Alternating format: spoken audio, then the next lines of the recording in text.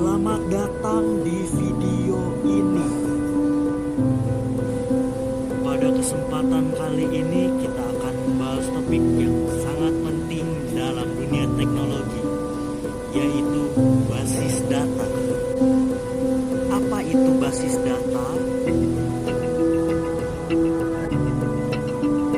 Mengapa kita perlu memahaminya?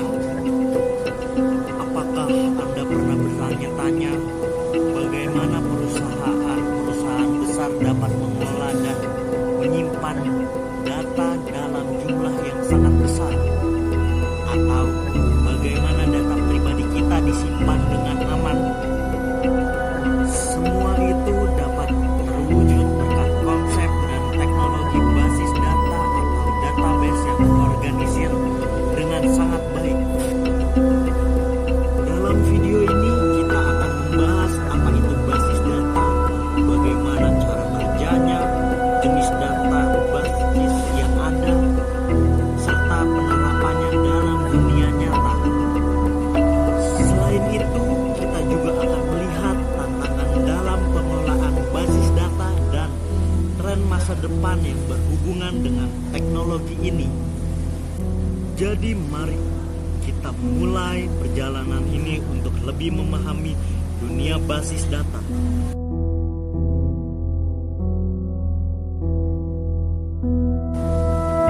Pertama-tama mari kita bahas tentang pengertian dasar basis data. Secara sederhana, basis data adalah kumpulan data yang terorganisir dan yang disimpan dan dapat diakses oleh pengguna atau aplikasi. Data ini bisa berupa teks, gambar, atau bahkan suara. Konsep utama di balik basis data adalah untuk memungkinkan data disimpan dalam cara yang sistematis dan efisien sehingga bisa dapat mudah dicari, diperbarui, dan dikelola.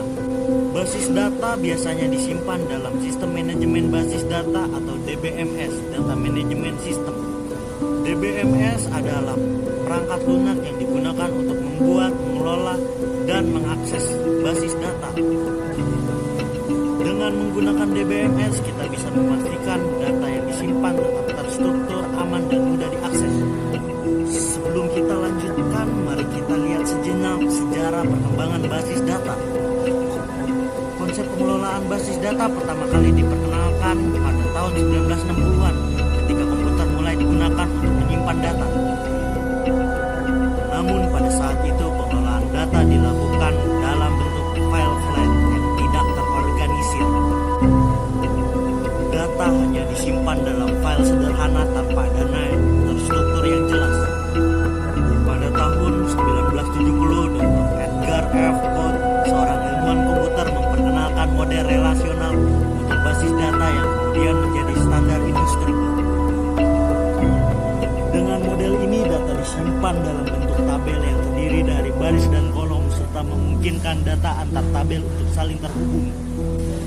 Konsep relasional akhirnya menjadi dasar dari SQL, Structured Query Language, bahasa standar untuk mengolah basis data. Dengan perkembangan teknologi yang pesat saat ini, ada berbagai jenis database yang canggih, termasuk NoSQL, basis data graph, dan block database. Mengapa basis data begitu sangat penting? Jawabannya sederhana, hampir setiap aplikasi dan layanan yang kita gunakan sehari-hari membutuhkan pengelolaan data yang efektif dan efisien. Berikut adalah beberapa alasan mengapa basis data sangat penting. Penyimpanan data yang terorganisir. Tanpa basis data, data akan menjadi berantakan dan sulit untuk ditemukan. Basis data memungkinkan penyimpanan yang terstruktur sehingga informasi bisa diakses dengan cepat dan efisien. Skalabilitas. Basis data memungkinkan perusahaan untuk menyimpan dan mengelola data dengan jumlah yang sangat besar. Perusahaan besar seperti Google atau Amazon dapat mengelola triliunan data penggunaan setiap hari berkat basis data yang skalabel. Keamanan.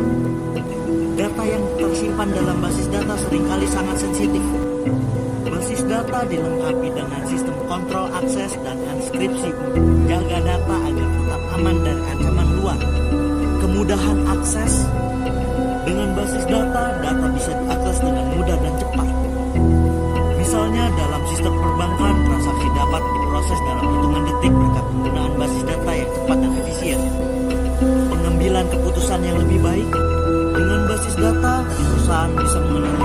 data dalam jumlah besar untuk membuat keputusan yang lebih baik, lebih tepat sasaran. Sekarang mari kita bahas tentang berbagai jenis database yang ada. Tergantung pada kebutuhan dan jenis data yang akan disimpan, ada berbagai jenis data yang berbeda. Database relasional atau RDBMS. Ini adalah jenis basis data yang paling umum. Data disimpan dalam tabel yang saling terhubung melalui primary key dan foreign key. Basis data relasional menggunakan SQL sebagai bahasa untuk berinteraksi dengan data. Contoh populer termasuk MySQL, PostgreSQL, dan Oracle Database. NoSQL Database. Basis data NoSQL dirancang untuk menangani data yang tidak terstruktur atau semi terstruktur seperti data media sosial, log aplikasi, atau data sensor. Ada beberapa jenis NoSQL antara lain Key Value Store menyimpan data sebagai pasangan kunci dan nilai seperti Redis atau read. Dokumen database menyimpan data dalam format dokumen JSON atau XML seperti MongoDB atau CouchDB. Column Family Store menyimpan data dalam kolom bukan baris seperti Cassandra. Graph Database menyimpan data dalam bentuk graph dengan node dan edge seperti Neo4j. Cloud Database. Basis data berbasis cloud memungkinkan data disimpan di server jarak jauh dan diakses melalui internet. Layanan seperti Amazon RDS, Google Cloud SQL, dan Microsoft Azure SQL Database memungkinkan perusahaan untuk menyimpan dan mengelola data tanpa harus mengelola infrastruktur fisik. Time Series Database. Database ini dirancang untuk menangani data yang terkait dengan waktu seperti data sensor atau data keuangan. Contoh dari basis data jenis ini adalah InfluxDB, Object Oriented Database. Basis data ini menyimpan data dalam bentuk objek yang digunakan dalam pemrograman orientasi objek. Contohnya adalah ObjectDB. Struktur dan elemen basis data relasional. Basis data relasional mengorganisir data dalam bentuk tabel. Tabel tersebut terdiri dari baris dan kolom. Kolom mewakili atribut atau karakteristik dari data yang disimpan, sementara baris mewakili entry data. Misalnya, dalam tabel langganan, kita memungkinkan memiliki kolom untuk nama, alamat, nomor telepon, sementara setiap baris mewakili satu pelanggan. Beberapa elemen penting dalam basis data relasional adalah primary key. Setiap tabel dalam basis data relasional memiliki primary key yang merupakan kolom yang dapat mengidentifikasi setiap baris secara unik. Misalnya, dalam tabel pelanggan, ID pelanggan bisa menjadi primary key. Foreign key digunakan untuk menghubungkan suatu tabel dengan tabel lain. Ini memungkinkan kita untuk membuat hubungan antar tabel. Misalnya, tabel transaksi bisa memiliki foreign key yang menghubungkannya dengan tabel pelanggan. Normalisasi. Proses normalisasi digunakan untuk mengurangi duplikasi data dan meningkatkan efisiensi. Dengan normalisasi, data dibagi menjadi beberapa tabel yang lebih kecil dan hubungan antara tabel dibangun menggunakan foreign key. SQL Structure Query Language. SQL adalah bahasa standar yang digunakan untuk berinteraksi dengan basis data relasional. Menggunakan SQL, kita bisa melakukan berbagai operasi seperti menambah data, memperbarui data, menghapus data, dan mencari data. Mari kita lihat beberapa perintah dasar dalam SQL. Select. Perintah select digunakan untuk mengambil data dari tabel. Contoh, select from customer akan mengambil semua data dari tabel pelanggan. Where.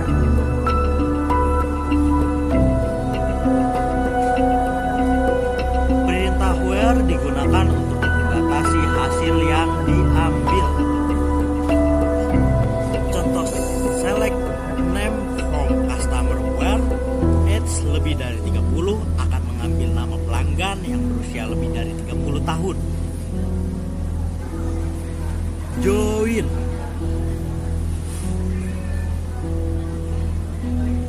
Perintah join digunakan untuk menggabungkan data dari dua atau lebih tabel yang saling berkaitan.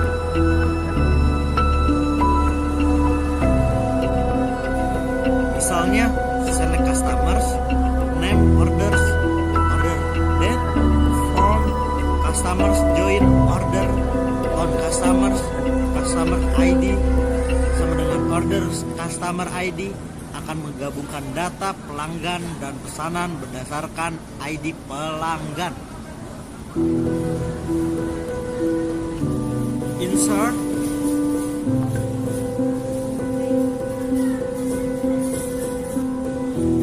perintah insert digunakan untuk menambah data baru ke dalam tabel. Contoh, insert into customers name, age, values, John Doe 35. Perintah update digunakan untuk memperbarui data yang sudah ada. Misalnya update customer set age sama dengan 36, where name sama dengan John Doe akan memperbarui usia pelanggan yang bernama John Doe. Keamanan adalah salah satu aspek terpenting dalam pengelolaan basis data.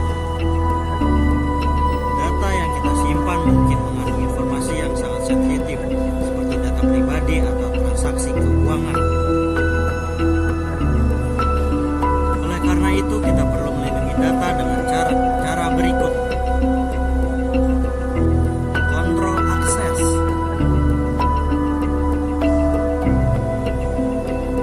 Menggunakan sistem autentifikasi untuk memastikan hanya orang yang berwenang yang bisa mengakses data. Misalnya menggunakan username dan password atau bahkan autentifikasi 2 faktor. Enskripsi. Data harus dienkripsi baik saat disimpan di basis data maupun saat ditransfer melalui jaringan untuk mencegah kebocoran data jika terjadi peretasan. Backup. Backup secara rutin sangat penting untuk memastikan data tetap aman. Jika terjadi kegagalan sistem atau serangan cyber, backup dapat digunakan untuk memulihkan data. Backup bisa dilakukan secara lokal atau menggunakan layanan cloud. Beberapa tahun terakhir, pengelolaan basis data telah mengalami banyak perubahan berkat kemajuan teknologi. Beberapa tren utama yang akan mengubah masa depan basis data antara lain cloud computing.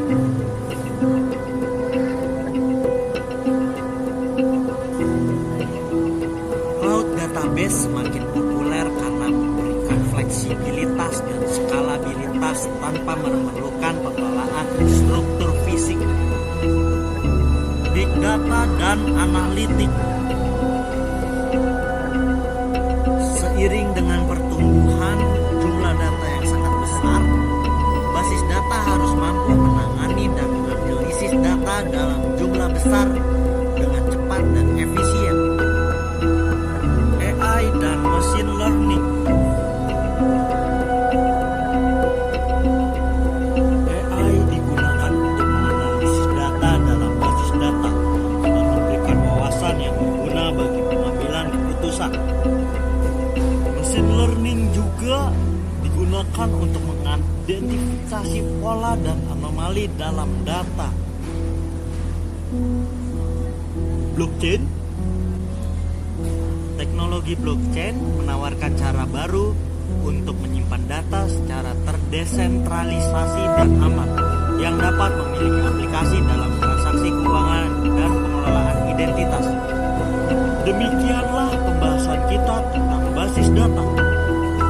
Dari pengertian dasar hingga teknologi terbaru yang mempengaruhi pengelolaan data, kita telah mempelajari bagaimana basis data memainkan peran penting dalam kehidupan kita sehari-hari.